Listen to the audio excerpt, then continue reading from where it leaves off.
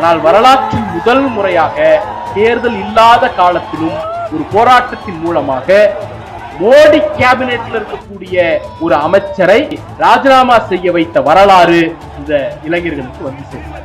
நீங்க எந்த போராட்டம் நடந்தாலும் அவங்க சில உத்திகளை கையாளுவாங்க. இந்த போராட்டத்தை யாரோ தூண்டுகிறார்கள், சமூகத்துல ஒரு பகுதி இந்த போராட்டத்துக்கு ஆதரவு தெரிவிக்காது.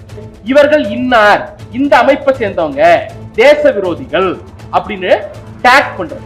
டேக் பண்ணிட்டா இன்னொரு பொதுமக்கள் தரப்பு அப்படியே நமக்கு எதுக்குடா வம்பு அப்படின்னு வெளில போயிடுவாங்களா? போராட்டக்காரர்களை ஆன்லைன்லயும் ஆஃப்லைன்லயும் புள்ளி பண்றது. எல்லா போராட்டங்களையும் ஒடுக்கியவர்களால் முதல் முறையாக எந்த டேகும் கொடுக்க முடியாமல் திணறடித்த போராட்டம் இன்றைக்கு இளைஞர்களால் சாத்தியப்படுத்தப்பட்டு பிஜேபி ஒரு அட்டியை வாங்கி தூண்டுறாங்க. யார் சொன்னது? தர்மேந்திர பிரதான் சொன்னார். அங்க இந்த போராட்டத்தை யாரோ தூண்டுகிறார்கள்னு. இங்க மட்டும் அதே கல்வி அமைச்சர் பொறுப்பில் இருக்கக்கூடிய ராஜ்மோகன் சொல்லுகிறார், இந்த போராட்டங்களை தூண்டுகிறார்கள். யாரோட குரல் இது? பாஜக என்ன டோன்ல பேசுதோ அதே டோன்ல தாவேகா இங்க பேசு. கல்வியை குறைந்தபட்சம் ஒத்திசைவு பட்டியலுக்காவது கொண்டு வர வேண்டும். அண்ணே, அது ஏற்கனவே ஒத்திசைவு பட்டியல்ல தானே இருக்கு. அது என்ன தம்பி, நாங்க தான் அமல்ல இருக்கிறது தானே எல்லாத்தையும் அமல்படுத்திட்டு இருக்கோம். ஏற்கனவே இருக்கிற ஸ்கீமை தானே எங்க பேர்ல ஒட்டிட்டு இருக்கோம். ஒத்திசைவு பட்டியல இருக்கிற கல்வியை மீண்டும் ஒத்திசைவு பட்டியல கொண்டு வருவோம் அப்படின்னு அண்ணன் அமைச்சர் ராஜ்மோகன் சொல்றாரு. கல்வியை மாநில பட்டியலுக்கு கொண்டு வரணும் அப்படிங்கிறீங்களா சார்? இதுவரைக்கும் அதன் பொருட்டு என்ன செஞ்சீங்க? தமிழ்நாடு சட்டமன்றத்தில் ஏதாவது ஒரு தீர்மானம் கொண்டு வச்சிருக்கீங்களா? உங்க கட்சியில ஏதாவது தீர்மானம் போட்டு அதை நிறைவேற்றி அனுப்பி இருக்கிறீங்களா? ஒரு வழக்கு போட்டிருக்கீங்களா? சார், கல்வியை மாநில பட்டியலுக்கு கொண்டு வரணுங்கிற அந்த நோக்கத்துக்காகவும் வழக்கு நடத்தினது ஒரு திமுக எம்எல்ஏ தான். 1000 விளக்கு சட்டப்பேரவை தொகுதி எம்எல்ஏ டாக்டர் எழிலன் தான் கல்வியை மாநில பட்டியலுக்கு கொண்டு வரணும்னு வழக்கு போட்டார். இந்த வழக்கு இன்னமும் நிலுவையில் இருக்கு. நீங்க என்ன பண்ணீங்க? இல்ல, தாவேகா ஒரு பார்ட்டியா அதுல இம்ப்ளீட் ஆயிருக்கும் சொல்ல முடியுமா? உங்க நோக்கம் மாநில பட்டியலுக்கு கொண்டு வரணும் தானே. அந்த மாநில பட்டியலுக்கு கொண்டு வருவதற்காக இதுவரைக்கும் என்ன டேஷ கிழிச்சிங்க? அவர் மொழி இப்பெல்லாம் இதெல்லாம் வந்து இதாயிடுச்சு, பார்லிமெண்டரி வேர்ட் ஆயிடுச்சு. அவர்கள் 2 முறை மண்ணை கவ்வி இருக்கிறார்கள். முதல்ல வேளாண் சட்டத்தில் ஒரு இப்பு கமா ஃபுல் ஸ்டாப் கூட மாத்த மாட்டோம்னு இங்க ஒரு அறிவுஜீவி சொன்னுச்சு. இல்ல, நாங்க மாத்த வைப்போம்னு விவசாயிகள் போராடி வேளாண் சட்டத்தை திரும்பி பெற வைத்தார்கள். அது ஒண்ணு. அதுல கூட தேர்தல்ங்கிற ஒரு நெருக்கடி இருந்துச்சு. உத்தரப்பிரதேசத்துல வட மாநிலங்கள்ல தேர்தல் வருகிறது, அதனால வேற வழி இல்ல அப்படிங்கிற ஒரு நெருக்கடி இருந்துச்சு. அவங்களுக்கு பின்னால ஒரு சமூக வாக்கு அப்படிங்கிற ஒரு விஷயம் இருந்துச்சு. இதற்கெல்லாம் பயந்து அன்னைக்கு பின்வாங்கினார்கள். ஆனால் வரலாற்றில் முதல் முறையாக தேர்தல் இல்லாத காலத்திலும் ஒரு போராட்டத்தின் மூலமாக மோடி கேபினெட்ல இருக்கக்கூடிய ஒரு அமைச்சரை நீங்க உடனே கேட்கலாம், மோடி என்ன கடவுளா அப்படின்ட்டு. நமக்கு ஒரு கடவுள் கிடையாது, பாஜகவுக்கு கடவுள் தான். பாஜகவின் கடவுளாக இருக்கக்கூடிய மோடியினுடைய கேபினெட்ல இருந்து அவரால் நியமிக்கப்பட்ட ஒரு அமைச்சரை ராஜினாமா செய்ய வைத்த வரலாறு இந்த இளைஞர்களுக்கு வந்து சேர்ந்திருக்கிறது. அந்த நாளில் நாம இங்க நின்றுட்டு இருக்கோம். சோ ஃபர்ஸ்ட் டைம் அவங்க அஃபென்ஸ் மோட்ல இருந்து டிஃபென்ஸ் மோடுக்கு போயிருக்காங்க. நீங்க எந்த போராட்டம் நடந்தாலும் அவங்க சில உத்திகளை கையாளுவாங்க. முதல்ல என்ன பண்ணுவாங்கன்னா தூண்டுறாங்க, இந்த போராட்டத்தை யாரோ தூண்டுகிறார்கள் அப்படிங்கிறது. இப்ப தூண்டுறாங்க அப்படின்னு சொல்லிட்டா சமூகத்துல ஒரு பகுதி இந்த போராட்டத்துக்கு ஆதரவு தெரிவிக்காது, தனியா போயிடுதா? அந்த போராட்டத்தை நீங்க ஐசோலேட் பண்ணிடுறீங்களா? அடுத்தது, இவர்கள் இன்னார், இந்த அமைப்பை சேர்ந்தவங்க, தேச விரோதிகள் அப்படின்னு டேக் பண்றது. டேக் பண்ணிட்டா இன்னொரு பொதுமக்கள் தரப்பு அப்படியே நமக்கு எதுக்குடா வம்பு அப்படின்னு வெளில போயிடுவாங்களா? 2 தரப்பு வெளில போயிடுதா? அடுத்து என்ன பண்றதுன்னா போராட்டக்காரர்களை ஆன்லைன்லயும் ஆஃப்லைன்லயும் புள்ளி பண்றது. ரொம்ப அசிங்கமா, கொச்சையா, பார்க்க முடியாத, கேட்க முடியாத வார்த்தைகளை வச்சு, இணைய கூலிப்படைகளை வச்சு, பெரிய பெரிய இண்டஸ்ட்ரி மாதிரியான இணைய கூலிப்படைகளை வச்சு அசிங்கப்படுத்துறது. அப்ப என்ன பண்ணுவாங்க?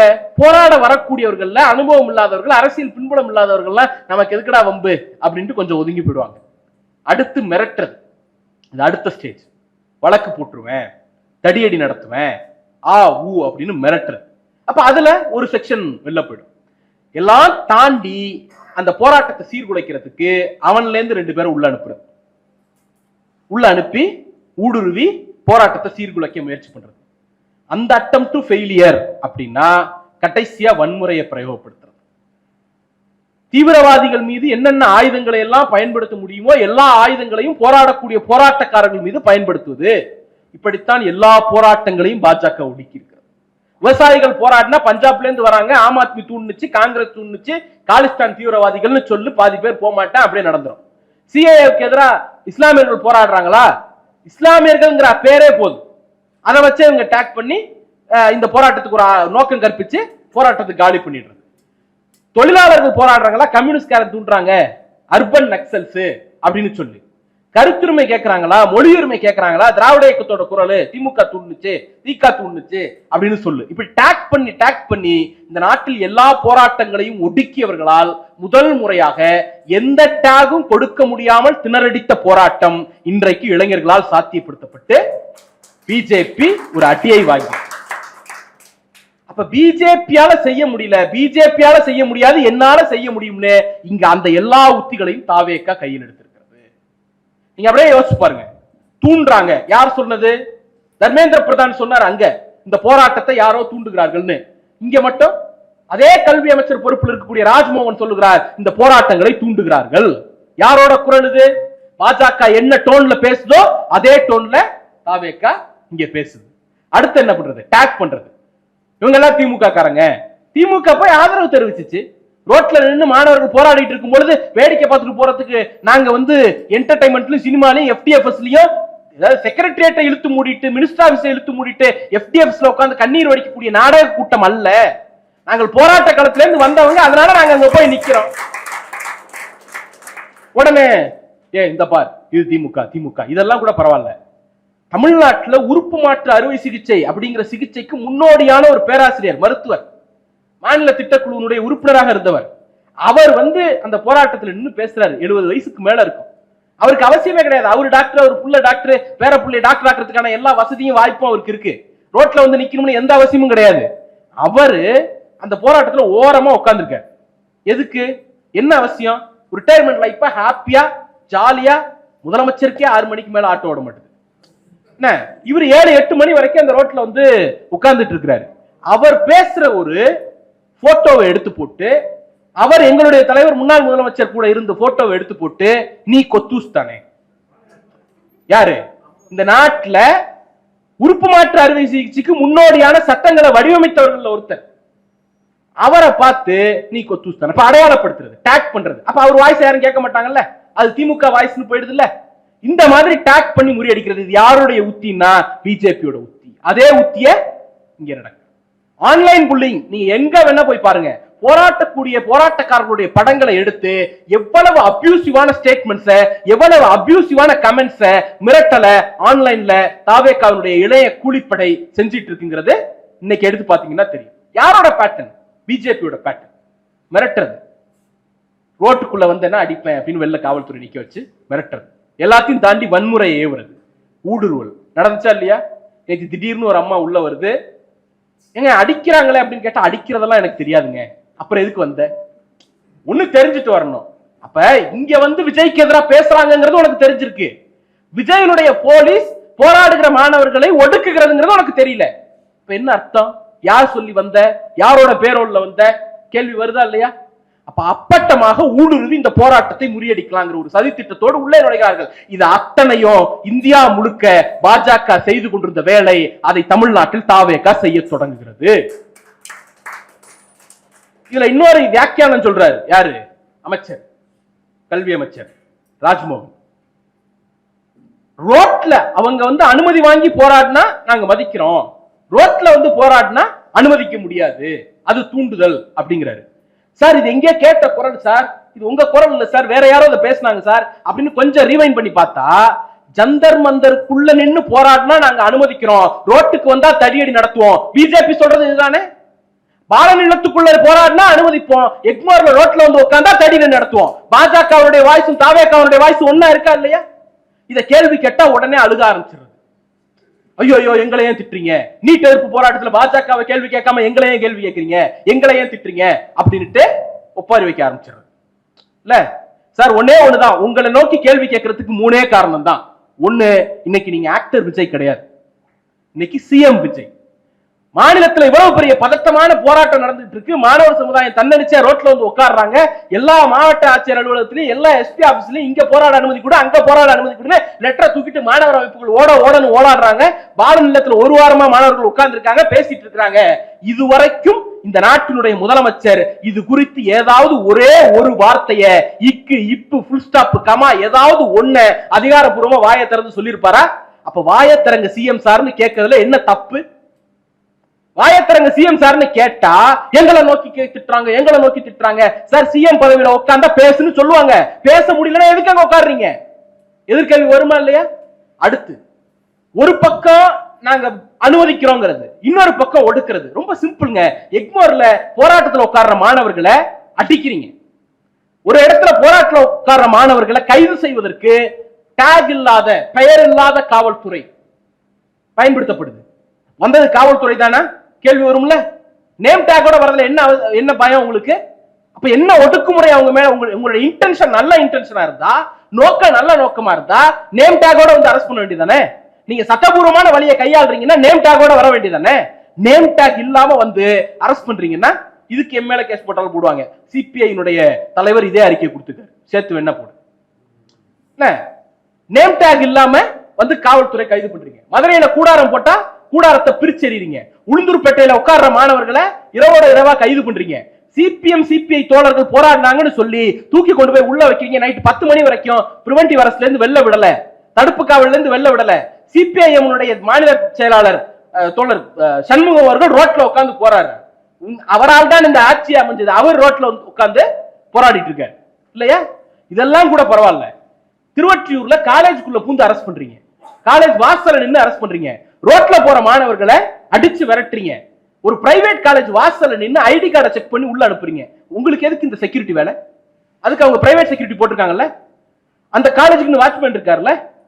அந்த வேலை எதுக்கு நீங்க எடுத்துக்கிறீங்க? அந்த காலேஜ் உங்களுக்கு ஸ்பெஷல் சம்பளம் கொடுக்குதா? எதுக்கு? என்ன நோக்கம்? ஒரு பிரைவேட் ஏஜென்சி செய்ய வேண்டிய வேலையை, ஒரு பிரைவேட் செக்யூரிட்டி செய்ய வேண்டிய வேலையை காவல்துறை ஐடி கார்டை செக் பண்ணி தான் காலேஜுக்குள்ள அனுப்பும் அப்படிங்கறத எந்த காலத்துல நம்ம கேள்விப்பட்டிருக்கோம்? மதுரையில மாணவர் தலைவர்கள் அமைதியா அவங்க பாட்டி கிளாஸ்ல உட்கார்ந்துருக்காங்க. வகுப்பு கவனிச்சிட்டு இருந்த ஸ்டூடெண்ட்ஸை வந்து யூனிஃபார்ம்ல போய் நீங்க கூப்பிட்டு வந்து தடுப்பு காவல்ல வைக்கிறீங்க. பிரிவென்டிவ் அரெஸ்ட் அப்படின்ட்டு தமிழ்நாட்டோட வரலாற்றுல இதெல்லாம் கேள்விப்பட்டிருக்குமா? அப்ப இவ்வளவு ஒடுக்குமுறையும் பண்ணிட்டு ஐயோ எதுக்கு எங்களை திட்டுறீங்க, ஐயோ எதுக்கு எங்களை திட்டுறீங்க, இவ்வளவு ஒடுக்குமுறை பண்ண திட்டதான் செய்வாங்க. இவ்வளவு அடக்குமுறையை மாணவர்கள் மீது ஏவுனா வரக்கூடிய விமர்சனங்கள் வரத்தான் செய்யும். அந்த விமர்சனங்களை ஏற்றுக்கொள்வதற்கும் தாங்கிக் கொள்வதற்கும் வக்கு இல்ல, வகை இல்லைன்னா ஒடுக்குமுறையை செய்யக்கூடாது. அமைதியா போயிடணும், அனுமதிச்சிடணும்.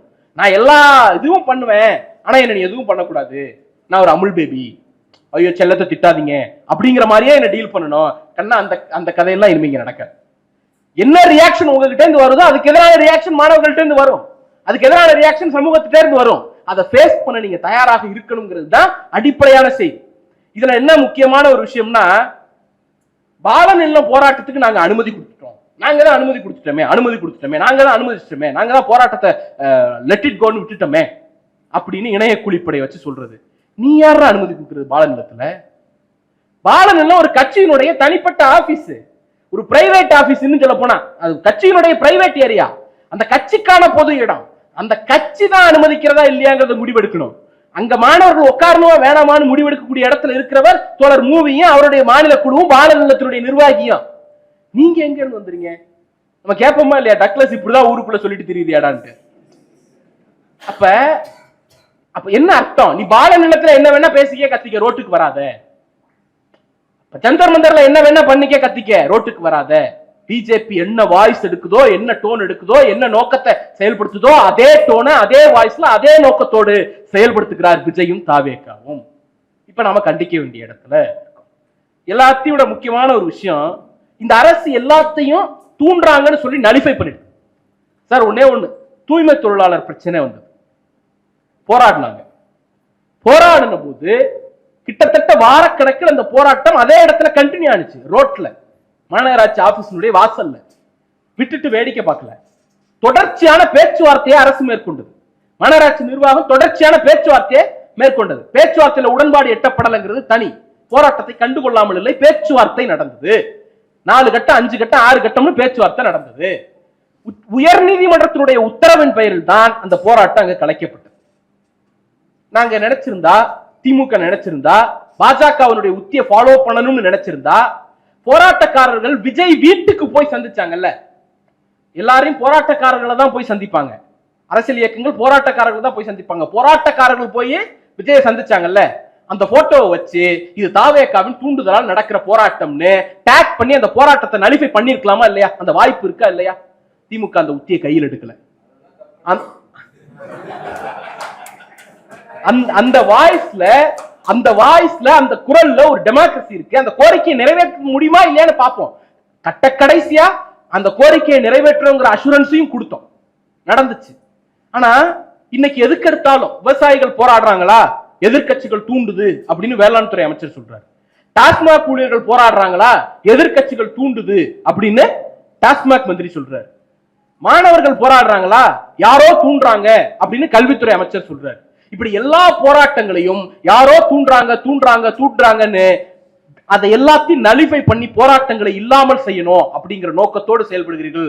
உங்களை நோக்கி வரக்கூடிய போராட்டங்களை எதிர்கொள்வதற்கான நெஞ்சுரத்தை முதுகெலும்பு முதல்ல வளர்த்துங்க. போராட்டம் வந்துச்சுன்னா போராடக்கூடியவர்களை ஃபேஸ் பண்ணி அதுக்கான கமிட்மெண்ட்டை கொடுக்கறதுக்கான அந்த எபிலிட்டியை முதல்ல வளர்த்துக்குங்க. இன்னொருத்தர் மேல பழிய போட்டு தப்பிக்கலாம் அப்படிங்கிறது ஆரம்பத்துல நல்லா குழுகுழுன்னு ஜாலியா இருக்கும். போக போக எல்லா குட்டும் அம்பலப்பட்டு போயிடும். அப்ப அது ரொம்ப காலத்துக்கு நீங்க பிஜேபி 12 வருஷம் சஸ்டெயின் பண்ணிட்டாங்களே, மத்தவங்க மேல பழி போட்டு நாங்க பண்ண முடியாதா? நீங்க பண்ண முடியாது ராஜா. தமிழ்நாடு பிஜேபி ஆளக்கூடிய பிற மாநிலங்களை போல அல்ல.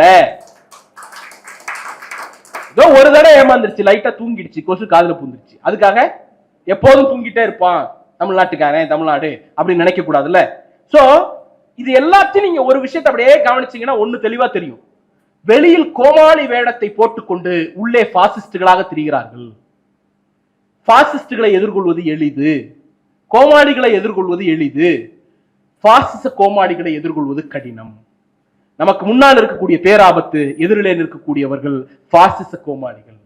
நமக்கு முன்னால ஒரு கோமாளி ஃபேஸை காட்டிக்கிட்டே உள்ளுக்குள்ள பாசிஸ்டுகளாக செயல்படக்கூடிய இவர்களை எதிர்கொள்வதற்கு நமக்கு தேவை மிக கடுமையான ஒற்றுமையும் உறுதியான நிலைப்பாடு. அந்த இடத்துல இருந்து தான் இதை நம்ம எடுக்கணும். இப்ப நீங்க என்ன கேட்டாலும் 5 வருஷமா என்ன பண்ணிட்டேன், நீட்டுக்கு எதிராக யார் ரோட்டுக்கு வந்தாலும் 5 வருஷமா என்ன பண்ணிட்டேன், 5 வருஷமா என்ன பண்ணிட்டேன், நான் சொல்றேன் நீ சொல்லு 5 வருஷமா என்ன பண்ண அப்படின்ட்டு. நீட்டுக்கு எதிரான ரகசியம் தெரியும்னு சொன்னோம். என்ன அது ஒரு பொலிட்டிக்கல் ஸ்டேட்மெண்ட். ஏடிஎம்கேல உங்களால முடியுமான்னு கேட்டாங்க. முடியுங்க, எங்களுக்கு ஆட்சி அதிகாரம் வரட்டும், பண்ணி காட்டுறோம்னு எங்களுடைய இளம் தலைவர் சொன்னார். அதுக்காக அட்டெம்ப்ட் எடுக்காம இருந்தா நீங்க எங்களை கேள்வி கேட்கலாம். என்னென்ன பண்ணிருக்கிறோம்? முதல்ல ஒரு ஆணையம் போட்டோம், சயின்டிபிக்கா அதை ரிசர்ச் பண்ணோம், அதன் அடிப்படையில் கமிட்டி ரிப்போர்ட் வந்துச்சு. அதை வச்சு தமிழ்நாடு சட்டமன்ற பேரவையில் 2 முறை, ஒரு முறை இல்ல 2 முறை தீர்மானம் நிறைவேற்றி ஒன்றிய அரசுக்கு அனுப்பியிருக்கிறோம். யூனியன் கவர்மெண்ட்டுக்கு தொடர்ச்சியாக கடிதம் எழுதி அதை ஒப்புதல் கொடுங்கன்னு கேட்டிருக்கிறோம். நீதிமன்றத்தில் வழக்கு தொடுத்திருக்கிறோம். இது எல்லா வேலையும் அரசாக, திமுக ஒரு அரசாக செய்திருக்கிறது. கட்சியாக தமிழ்நாடு முழுக்க கையெழுத்து இயக்கம் நடத்தணும், தமிழ்நாடு முழுக்க நீட்டு ஏன் வேண்டான்னு கருத்தரங்கம் நடத்தணும், தமிழ்நாடு முழுக்க மாவட்ட தலைநகரங்கள்ல போராட்டம் நடத்தணும், தமிழ்நாடு முழுக்க உண்ணாவிரதம். உண்ணாவிரதத்தில் அன்றைக்கு அமைச்சராக இருந்த எங்களுடைய இளைஞரணி செயலாளர், இன்றைக்கு எதிர்க்கட்சி தலைவர் வந்து நின்று பேசினார். நிறைய பேர் எச்சரிச்சாங்க, ஒரு அமைச்சராக இருந்துட்டு போராட்டத்தில் கலந்து கொள்ளாதீங்கன்னு, அமைச்சர் பதவி போனா போகுது, நீட்டுக்கு எதிராக வந்து நிப்பேன்னு சொல்ற தெம்பு அவருக்கு இருந்துச்சு. இந்த கமிட்டி ரிப்போர்ட், திமுக அரசு நீட்டுக்கு எதிராக 5 ஆண்டுகளாக என்ன பண்ணுச்சு, நீட்டுக்கு என்னைக்கு சாவுமணி அடிக்கிறோமோ அன்னைக்கு இந்த கமிட்டியினுடைய ரிப்போர்ட் முக்கியமான ஆவணமாக, முக்கியமான புள்ளியாக, முக்கியமான ஜீவனாக இருக்கும். இதை உருவாக்கி கொடுத்தது திமுக அரசு.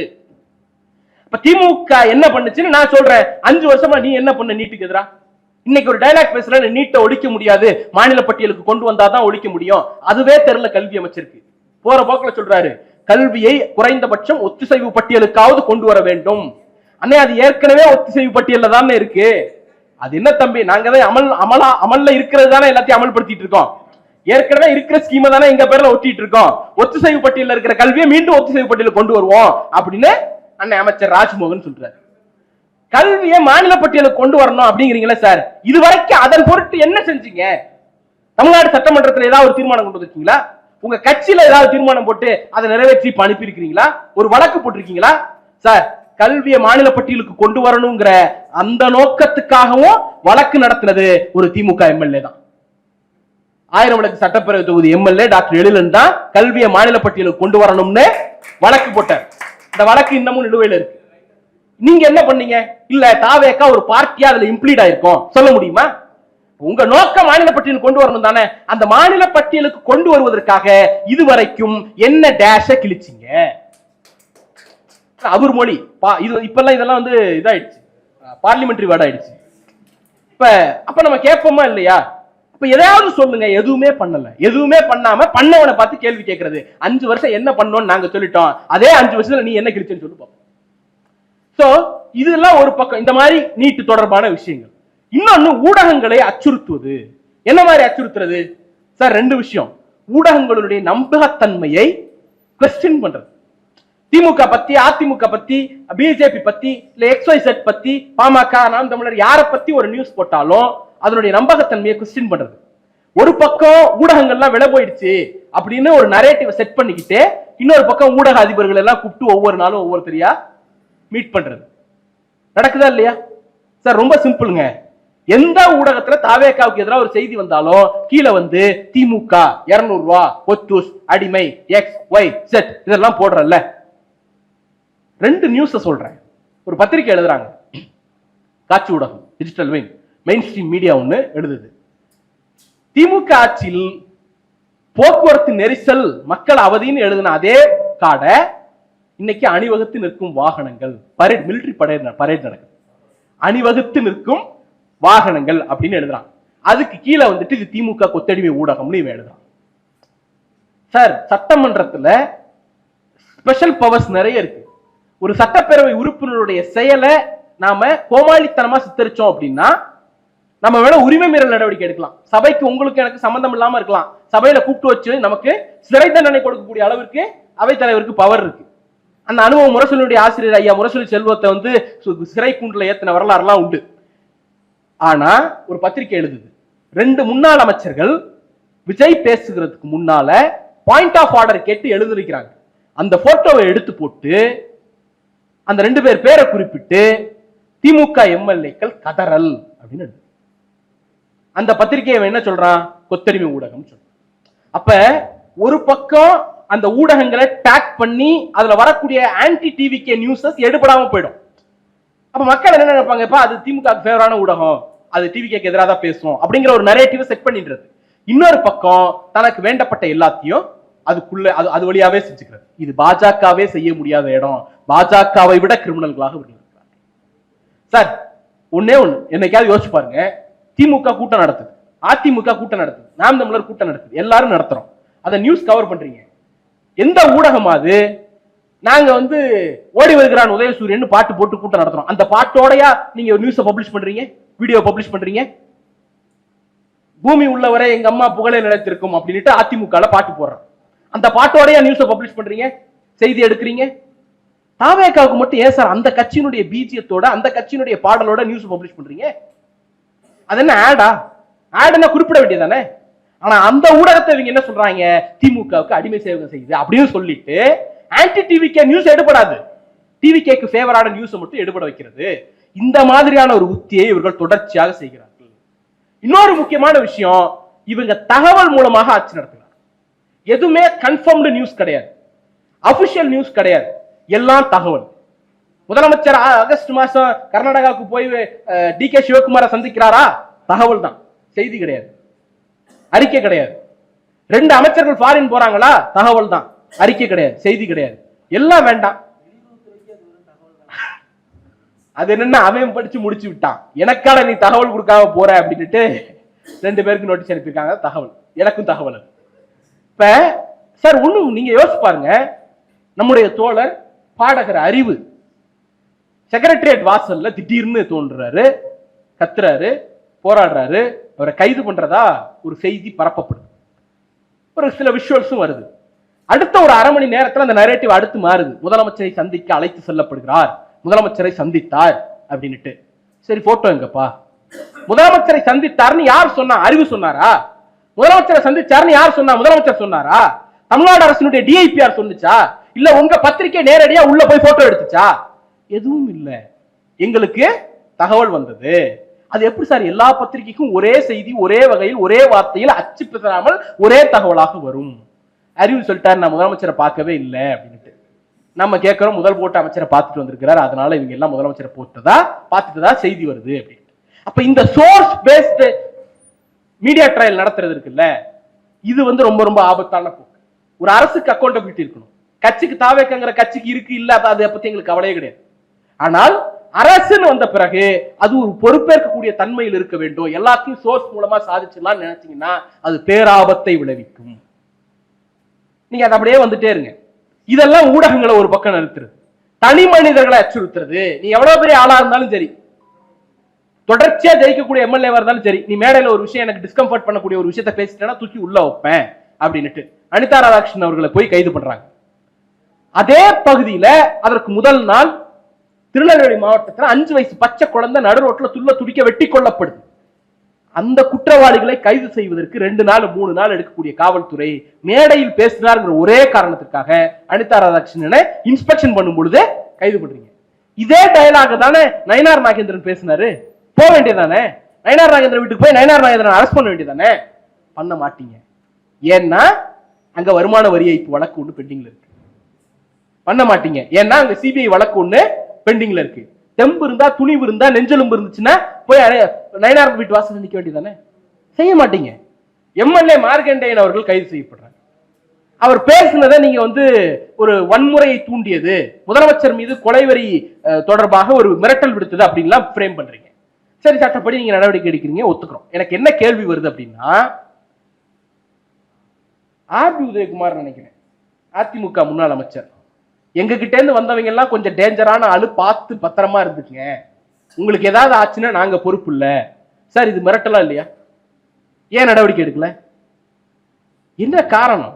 அப்ப டார்கெட்டட் அரெஸ்ட் சார். மிரட்டல் விடுத்ததுக்கே கைது அப்படின்னா, நெல்லை மேயர் வீட்டுக்குள்ள பூந்து ஒருத்தன் நேரடியா மிரட்டல் விடுக்கிறான், கொன்றுவேன்னு மிரட்டல் விடுக்கிறான், கைது பண்ண வக்கில்ல. சீர்காழியில ஒரு முதியவரை கார்ல கடத்திட்டு போய் அபியூஸ் பண்றான், கைது பண்ண வக்கில்ல. திருவொற்றியூர் தான் நினைக்கிறேன், மாணவர்கள் பசங்க உட்கார்ந்து ஹோட்டல்ல சாப்பிட்டுட்டு இருக்காங்க. சாப்பிட்டுட்டு இருக்கிற பசங்கள்ல தாவேக நிர்வாகி உள்ள புந்து அடிக்கிறான், கைது பண்ண வக்கில்ல. ஒரு பாலியல் குற்றச்சாட்டுக்கு ஆளான தாவேகாவுடைய நிர்வாகி கைது செய்யப்படுகிறார். அடுத்து என்ன பண்றாரு? கட்சியை விட்டு நீக்கப்படுறார். 15 நாள் கழிச்சு ஒரு எம்எல்ஏ பக்கத்துல அவர் கட்சி நிகழ்ச்சியில, அரசு நிகழ்ச்சியில நின்றுட்டு இருக்கிறார். வேம்புலின்னு பேரு, ஆலந்தூர்கார் நினைக்கிறேன். அப்ப இந்த டார்கெட்டடான அட்டாக் இருக்குல்ல, இது எதை நோக்கி செல்கிறது? அந்த கேள்வியை நாம கேட்க வேண்டியிருக்கு. ஜென்சி டிஎம்கே பசங்க பேசினா அரெஸ்ட். நாங்க 100க்கும் மேற்பட்ட கம்ப்ளைண்ட் கொடுத்திருக்கோம். தமிழ்நாடு முழுக்க நேரடியாக கொலை மிரட்டல் விடுத்த, பெண்களை ஆபாசமாக பேசிய, கொச்சையாக பேசிய, அட்டாக் பண்ண, நேரடியா பிசிக்கல் அட்டாக் பண்ண அப்படின்னு திமுக சார்பில் 100க்கும் மேற்பட்ட புகார்கள் இன்னைக்கு வரைக்கும் எஃப்ஐஆர் போடாம நிலுவையில் இருக்கு. ஒரே ஒரு கேஸ் போட்டு தான் எஃப்ஐஆர் போட்டிருக்காங்க. சைதாப்பேட்டில் திமுக ஜென்சி பையனை உள்ள புந்து அடிச்சாங்கிற பேர்ல ஒரே ஒருத்த மேல மட்டும் தான் எஃப்ஐஆர் போட்டிருக்காங்க. மற்ற 90க்கு 99க்கும் மேற்பட்ட வழக்குகள்ல எஃப்ஐஆர் இல்ல. இப்ப இந்த டார்கெட்டட் அட்டாக்க நாங்க கொஸ்டின் பண்றோம். சார், இன்னைக்கு உங்களுக்கு ரொம்ப வசதியா இருக்கும். திமுகக்காக பேசுறான், அரெஸ்ட் பண்றாங்க. திமுக எம்எல்ஏ அரெஸ்ட் பண்றாங்க. திமுக முன்னாள் அமைச்சர் அரெஸ்ட் பண்றாங்க. திமுக தலைவர்கள் அரெஸ்ட் பண்றாங்க. எங்களுக்கு என்ன வந்துச்சு அப்படின்னு இன்னைக்கு எல்லாம் சொபிஸ்டிகேட்டடா சொகுசா உட்கார்ந்து இருக்கிற அவ்வளவு பேருக்கும் நாளைக்கு உங்க வீட்டுல கரண்ட் பில் ஏறிடுச்சுன்னு நீங்க சோசியல் மீடியால வீடியோ போடும் பொழுது இதே போலீஸ் உங்க வீட்டு வாசல் இருந்து நிற்கும்.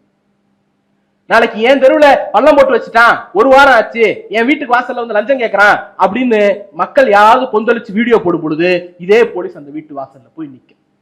அப்ப இன்னைக்கு ஏதோ ஒரு கட்சியை நோக்கி தானே இதெல்லாம் பாயுது, நமக்கு என்ன கவலைன்னு நாம ஒதுங்கி நின்னோம் அப்படின்னா, நாளை நம்ம வீட்டு வாசல்ல இது நிற்கும் பொழுதுதான் இதனுடைய ஆபத்து புரியும். அப்படி ஒதுங்கி நிக்காம எல்லாத்துக்கும் நாம குரல் கொடுக்க வேண்டிய அவசியம் இருக்கிறது. திருப்பரங்குன்றம் ஆவணப்படம், அதனுடைய டீடைல்ஸ் எல்லாம் எல்லாரும் பேசிட்டாங்க. 2 ஒப்பீட மட்டும் பாருங்க. திராவிட முன்னேற்ற கழக ஆட்சியில் அன்றைக்கு சிட்டிங் மினிஸ்டரா இருந்த ஒருவர் அண்ணன் மனோ தங்கராஜ் அவர்கள் இந்த ஆவணப்படத்திற்கு தலைமையேற்று வெளியிடுகிறார். அண்ணன் நக்கீரன் கோபால் அவர்கள் உள்ளிட்ட மூத்த ஊடகவியலாளர்கள், சமூக செயற்பாட்டாளர்கள், ஜனநாயக சக்திகள் இந்த ஆவணப்படத்தை வெளியிடுறாங்க. திமுக அரசில் இப்படியான ஆவணப்படம் ஒன்று வெளிவிடுவதற்கு சாத்தியம் இருந்தது. இன்னைக்கு தாவேக ஆட்சியில் வெளியிடப்பட்ட ஆவணப்படத்தை திரையிடுவதற்கு சாத்தியம் இல்லை. ஒரு ரெஜிம் சேஞ்ச் என்ன பண்ணும்? பிப்ரவரி மாசம் இதே நுங்கம்பாக்கத்துல எந்த ஸ்டுடியோல இந்த படம் வெளியிடப்பட்டதோ அதே ஸ்டுடியோவில் ஜூலை மாசம், ஜூன் மாசம் அந்த படத்தை திரையிடக்கூட முடியாத அளவிற்கு நெருக்கடியை ஏற்படுத்தும். பாஜக உள்ள வந்துரும் சொன்னப்பெல்லாம் கிக்கி பிக்கி பண்ணிட்டு இருந்த அவ்வளவு பேருக்கு இது செய்தி. சார், பாஜக உள்ள வந்துருச்சு சார். திமுக ஆட்சியில இந்து முன்னணிக்கு இந்த கட்ஸ் வரல சார். திமுக ஆட்சியில் இப்படி லெட்டர் எழுதக்கூடிய துணைச்சல் இந்து முன்னணிக்கோ இந்து அமைப்புகளுக்கோ வரல சார். இந்த ஆவணப்படத்தை தடை பண்ணணுங்கிற எண்ணம் இந்த அமைப்புகளுக்கு வரல சார். இன்னைக்கு வந்திருக்கு, லெட்டர் போடுறான், போலீஸ் அவன் நினைக்கிறதுக்கு சாதகமா நடந்துக்குது, அந்த ஆவணப்படத்தை திரையிட முடியாமல் நாம் தோற்று போகிறோம். திமுக ஆட்சியில் ஜனநாயக சக்திகள் வென்றார்கள். இந்து முன்னணி போன்ற மதவாத அமைப்புகளுக்கு துணிச்சல் இல்லாமல் இருந்தது. இன்றைக்கு நாம் தோற்று போகிறோம். மத அமைப்புகள், மத வெறி கொண்ட அமைப்புகள் வெற்றி பெறுகிறார்கள். எல்லாத்துக்கும் காரணம் ஒரே ஒரு ரெஜிம் சேஞ்ச். அப்ப இந்த தேர்தல் முடிவில் யார் அதிகமாக மகிழ்ந்திருக்கிறார்கள்? பாஜகவும் RSSும் சங் பரிவார் கும்பலும் அதிகமாக மகிழ்ந்திருக்கிறார்கள். அதுதான் செய்தி. புதுக்கோட்டையில திரையிடும் போது என்ன சொல்றீங்க? மேலிடத்து உத்தரவு. எல்லா இடத்திலும் மேலிடத்து உத்தரவுன்னு திருப்பி திருப்பி ஒரு விஷயம் வருது. அந்த மேலிட முதலமைச்சரா, முதல் போட்ட அமைச்சரா, ஆலோசகர்களா, இல்ல நாக்பூரா, RSSஆ? கிருஷ்ணன் வருமா இல்லையா? இந்த கேள்விக்கு பதில் சொல்ல வேண்டிய இடத்தில் நீங்கள் இருக்கிறீர்கள். இந்து முன்னணியினுடைய மகிழ்ச்சியும் இந்துத்துவ பரிவாரங்களுடைய மகிழ்ச்சியும் ரொம்ப காலத்துக்கு நீடிக்க விடுவது நமக்கு நல்லதல்ல. அதை எதிர்த்து பேச வேண்டிய, குரல் கொடுக்க வேண்டிய ஒரு நெருக்கடியிலே நாம் எல்லாம் இருக்கிறோம். சார், நான் இன்னும் சொல்றேன், இது என்ன பெரிய பெரிய எஸ்டாபிளிஷ்மெண்ட்டுக்கு எதிராக தானே இந்த விஷயங்கள்லாம் நடக்குது அப்படின்னு நீங்க நினைச்சிட்டு சிம்பிளா போயிடலாம். இன்னைக்கு ஒரு அமைச்சர் பேசியிருக்கிறார். யங் மினிஸ்டர்னு பேர் எடுத்தவர், சாதி பார்க்காம போடப்பட்ட வேட்பாளர் பட்டியல்ல இங்க காஞ்சிபுரம் செங்கல்பட்டு மாவட்டத்திலிருந்து ஒரு குறிப்பிட்ட சாதியை சேர்ந்தவர் என்கிற ஒரே காரணத்திற்காக ஸ்ரீரங்கத்தில் கொண்டு போய் நிறுத்தி வைக்கப்பட்டு வெற்றி பெற வைக்கப்பட்டு அந்த சாதியில் வெற்றி பெற்ற ரெண்டு பேரும் அமைச்சராகக்கூடிய அந்த பிரிவிலேஜ் கொண்ட ஒரு கம்யூனிட்டியில இருந்து அந்த ஒரு அமைச்சர் இன்னைக்கு பேசியிருக்கிறார். என்ன பேசியிருக்கிறார் தெரியுமா? போராடுகிறதுக்கு பிரச்சனை இல்லை, நாங்க ஆதரவு தெரிவிக்கிறோம். போராட்டத்தை யாராவது தூண்டி மடைமாற்றி முதலமைச்சருக்கு எதிராக, அரசுக்கு எதிராக பேசுவதாக இருந்தால் அரசு எப்படி நடவடிக்கை எடுக்குமோ அப்படி நடவடிக்கை எடுக்கும். எப்படி எடுப்பீங்க? லத்தி சார்ஜ் பண்ணுவீங்களா? அரஸ்ட் பண்ணுவீங்களா? வன்முறை ஏவுவீங்களா? ஆன்லைன் புள்ளி பண்ணுவீங்களா? துப்பாக்கி வச்சு சுடுவீங்களா? இல்ல உங்க ஆட்சியில ஒரு 5 வாரத்துல 4 லாக்அப் டெத், 5 லாக்அப் டெத் நடந்திருக்கு, அந்த மாதிரி நடக்குமா? என்ன மீன் பண்றீங்க சார்? என்ன மீன் பண்றீங்க? போன வாரம் நீதிமன்றத்துல அடி வாங்கி இருக்கிறவர் அவர். என்ன நடந்துச்சு சார்? இது என்னன்னா, இன்னைக்கு ஒரு வார்த்தை சொல்லியிருக்காரு, இந்த கோயில் லேண்டு 100 கோடி மதிப்புள்ள லேண்டு இந்த மாதிரி ஆயிருக்கு, பழனி கோயில் அந்த மடத்துக்கு சொந்தமான லேண்டு அப்படின்றதுக்கு. அப்படி ஒரு லேண்ட் இருந்ததே எனக்கு தெரியாது. அசிங்கமா இல்ல? அப்படி ஒரு லேண்ட் இருந்ததே தெரியாதுன்னு சொல்வதற்கு உங்களுக்கு வெக்கமா இல்ல? அப்புறம் என்ன சார் நிர்வாகம் பண்றீங்க? உங்களுடைய இக்னோரன்ஸோ உங்களுடைய அறியாமையோ எக்ஸ்கியூஸ் கிடையாது. ஆட்சி நிர்வாகத்தில் உட்கார்ந்துட்டு எனக்கு தெரியாதுன்னு சொல்வதற்கு முதல்ல கூச்சப்படணும், வெக்கப்படணும். அதுவே இல்லாம எனக்கு தெரியாது அப்படின்னு ரொம்ப அப்படியே போற போக்குல சொல்றீங்கல்ல சார். உங்க எல்லாருக்கும் தெரியும், 100 கோடி ரூபாய் மதிப்புள்ள ஒரு லேண்டை 2 கோடி ரூபாய்க்கு ரெஜிஸ்டர் பண்ணி கொடுத்தாச்சு.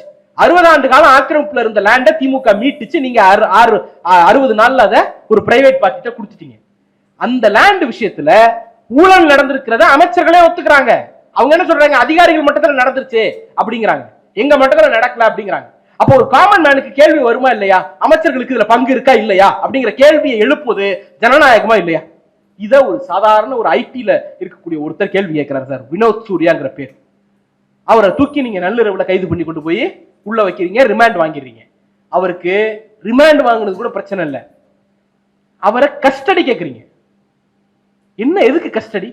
அவர் போட்ட பதிவு அங்க இருக்கு, அவர் போட்டவர் உங்க முன்னால நிக்கிறாரு, உங்க நீதிமன்ற காவல்ல இருக்காரு. இதுக்கு மேல அவருக்கு எதுக்கு போலீஸ் கஸ்டடி? நான் கேட்கல, நீதிமன்றம் கேட்டிருக்கு.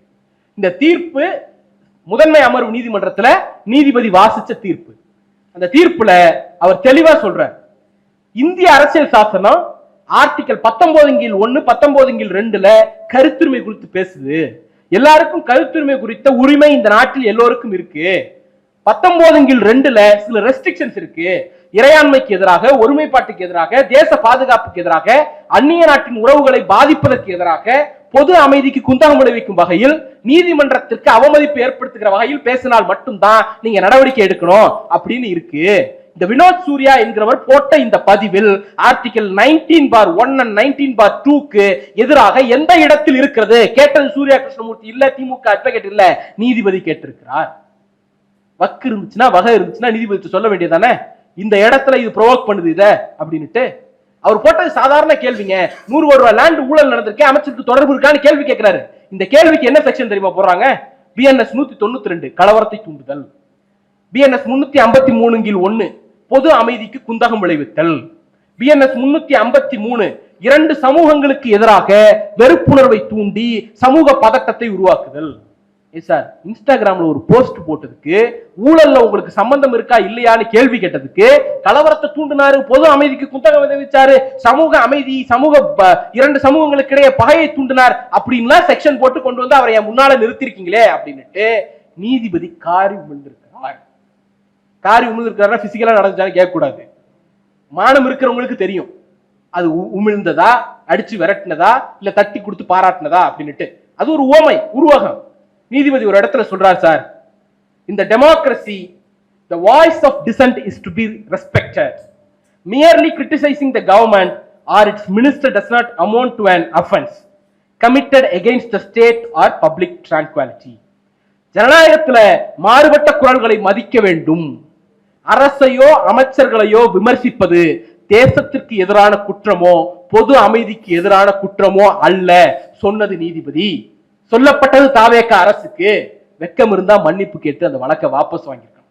இன்னைக்கும் அந்த வழக்கை நடத்திக்கிட்டு இருக்கக்கூடிய அரசாக இந்த அரசு இருக்கிறது.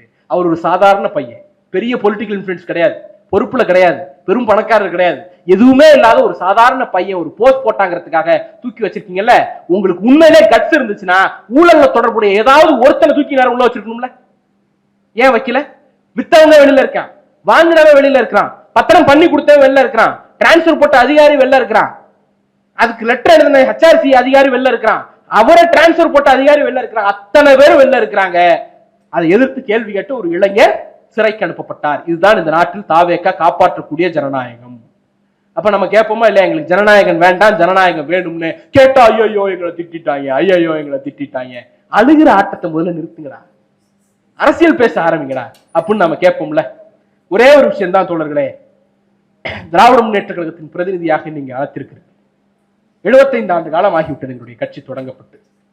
1949 செப்டம்பர் மாதம் 17ஆம் தேதி ஜான்சிராணி பூங்காவில் கொட்டும் மலையில் தொடங்கப்பட்ட இயக்கம் இந்த இயக்கம். அந்த இயக்கத்தை தொடங்கி வைத்து அண்ணா பேசி முடிக்கும் போது இப்படி முடித்தார். என்ன சொல்லி முடிச்சார் அப்படின்னா, முக்கியமாக முதல் வேளையாக எழுத்துரிமை பேச்சுரிமை எதையும் அடக்கும் சர்க்காரின் போக்கை எதிர்த்து போரிடுவதற்காக திமுக முன்னணி படை அமைய வேண்டும். அதில் பங்கு கொள்ள சமதர்ம தோழர்களே வாருங்கள் என வரவேற்கிறேன். கம்யூனிஸ்ட் தோழர்களே ஒத்துழையுங்கள் என்று கேட்டுக்கொள்கிறேன். பேச்சுரிமையை பறிக்காதே, எழுத்துரிமையை தடுக்காதே என்று கோருகிறோம். அதற்காக போரிடுவோம். தந்தை பெரியார் அவர்களே, நீங்கள் அளித்த பயிற்சி பாசறையில் பக்குவம் பெற்ற நாங்கள் உங்கள் வழியே சர்க்காரை எதிர்த்து சிறை செல்லத்தான் போகிறோம். கட்சியை தொடங்கி இருக்கக்கூடிய முதல் நாளிலேயே இதுதான் அண்ணா இந்த நாட்டுக்கு கட்சியை தொடங்கி வைத்து முதலில் சொன்ன செய்தி. 75 வருஷம் ஆட்சியில் இருந்து 75 வருஷம் ஆட்சி கட்சி ஆரம்பிச்சு ஆட்சியில் இருந்திருக்கிறோம், எதிரில் இருந்திருக்கிறோம். ஆனால் எங்களுக்கு அண்ணா முதல்ல கொடுத்த டாஸ்க் கருத்துரிமைக்கும் எழுத்துரிமைக்கும் பேச்சுரிமைக்காகவும் களத்தை அமைத்து போராடு என்பதுதான் இந்த இயக்கத்திற்கும் இந்த கட்சிக்கும் அண்ணா ஃபர்ஸ்ட் கொடுத்த டாஸ்க். அந்த உரையில் நாம் அத்தனை பேருக்கும் செய்திருக்கிறது. திமுகவிற்கு, இடதுசாரி தோழர்களுக்கு, ஜனநாயக சக்திகளுக்கு, ஊடக தோழர்களுக்கு அவ்வளவு பேருக்கும் அந்த உரையில் செய்தி இருக்கிறது. கெடுவாய்ப்பாக அதை மீண்டும் ஒரு முறை படித்து பார்த்து செயல்பட வேண்டிய ஒரு நெருக்கடியை காலம் நமக்கு கொடுத்திருக்கிறது. ஒன்றுபட்டு செயல்படுவோம். இந்த ஊழி காலத்தை வென்றெடுப்போம். நன்றி, வணக்கம்.